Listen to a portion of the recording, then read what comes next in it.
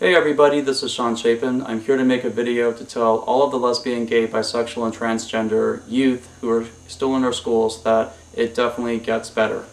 I'm from San Francisco. I'm born and raised here, and even though San Francisco is one of the most queer-friendly cities, if not the most queer-friendly city in the country and in the world, I still had a problem going through school. And admittedly, my school and the environment was pretty friendly for the most part, and even, spoke kindly of homosexuality, to the point that when I was in my senior year in philosophy class, one of our teachers, who was a father, in priesthood, was talking about homosexuality and said that it wasn't a choice but a discovery based on people who've approached him privately and, talked about it. Which I thought was really cool to hear, that there was such a enlightenment and open-minded thinking about homosexuality back then. But even though we had that kind of mentality, still there was nobody who was gay that I knew of. People who were gay were in the closet, whether they were teachers or students. So I didn't really have anywhere to go when I was finding out, when I was realizing that I was gay. And I found out when I was 16 years old and fell in love with an amazing guy. It was hard though when I started noticing the feelings, having these feelings go through my body. I fought it really bad because I thought it was bad. I was thinking that I was going to fall in love with girls. It was like the next level of social acceptance, and peer pressure and what have you. As well as the fact that growing up, I would have all these outside influences telling me that being gay is bad, and especially during the AIDS epidemic back in the 1980s, there was definitely a massive stigma, which was horrible in and of itself, of course, but that's how I was born and raised, especially being in San Francisco when you really saw it firsthand right in front of you, although I was pretty oblivious to it when I was growing up, to be honest. But nevertheless, when I was 16 years old, that's when I started having these feelings, and I fought them as hard as I could. I remember lying down in bed after school, during the afternoon, and just kind of trying to pray those thoughts and feelings away. And no matter how hard I tried, it just would never go away. It's kind of like trying to fight your height or trying to fight your eye color. You just can't do it. It's something that you're born with, something that's just innate and immutable. But still, I fought really, really hard for a good year, and it resulted in me being very depressed, withdrawing myself socially even more than what I had previously. I wasn't much of a social kid when I was growing up, but I got extremely non-social, just my grades were getting really bad as well, and I was noticing that over those months, as these things were happening, that if I continued acting this way, that I was pretty much going to run myself into the ground. And that's when I kind of really faced the music, came to Jesus, if you will, and realized that, I am gay. Inside my head I was thinking that. And in order for me to be able to continue on and to get back to a happiness that I felt before, that I had to free myself and say, I have to come to terms with this. And I did. And in February, in fact, I even remember this day, February 2nd, 1994, is my anniversary of coming out. And I did so by going to school that day, and I went ahead and scheduled an appointment to see my high school counselor.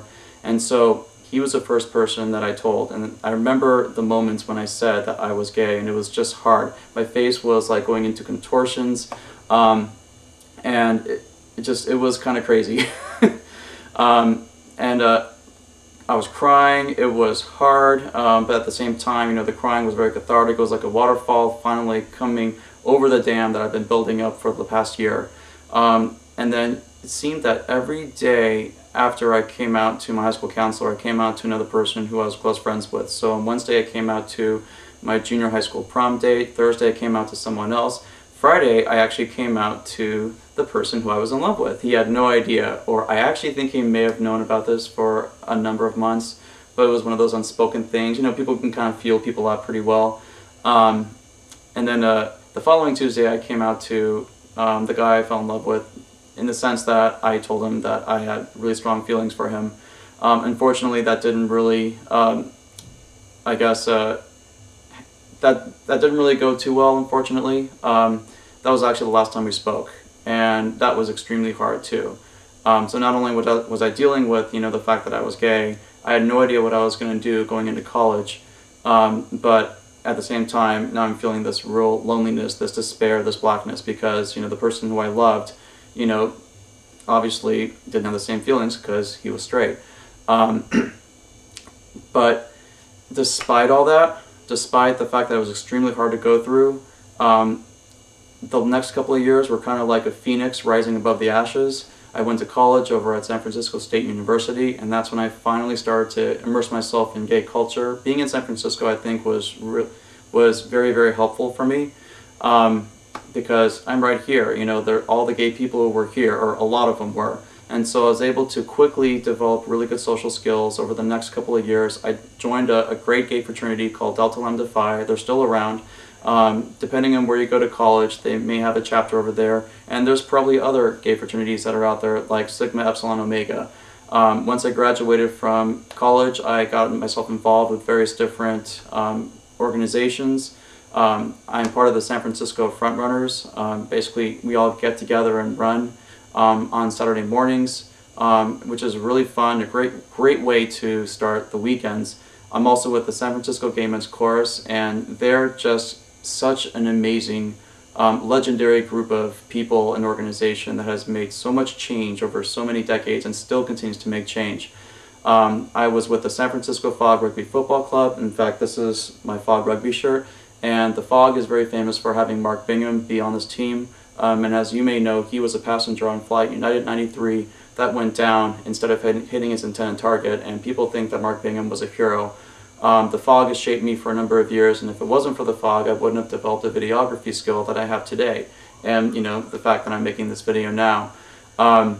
So many amazing things have happened to me in the last couple of years as being a civil rights activist, writing tons of songs, making tons of videos, trying to push forward the LGBT civil rights movement.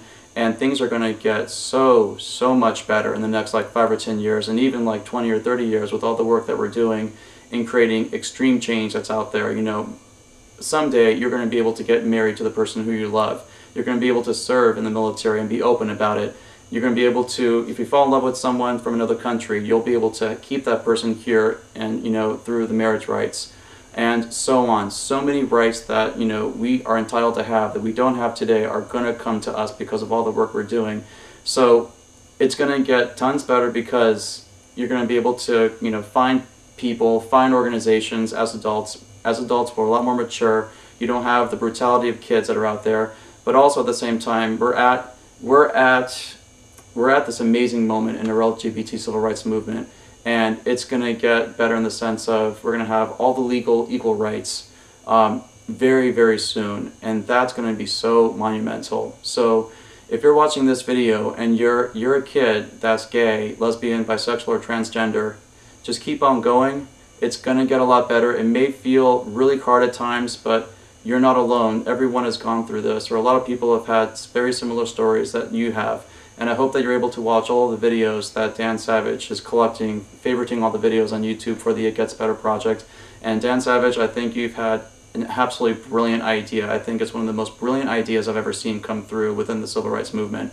I think it's cathartic. It's getting everybody within the gay community, no matter how old or young you are, to really come together and act like one massive community and family. So Dan, thank you so much for doing this project. And for everybody who's watching this video, keep on going, have hope, and it's going to get a lot better.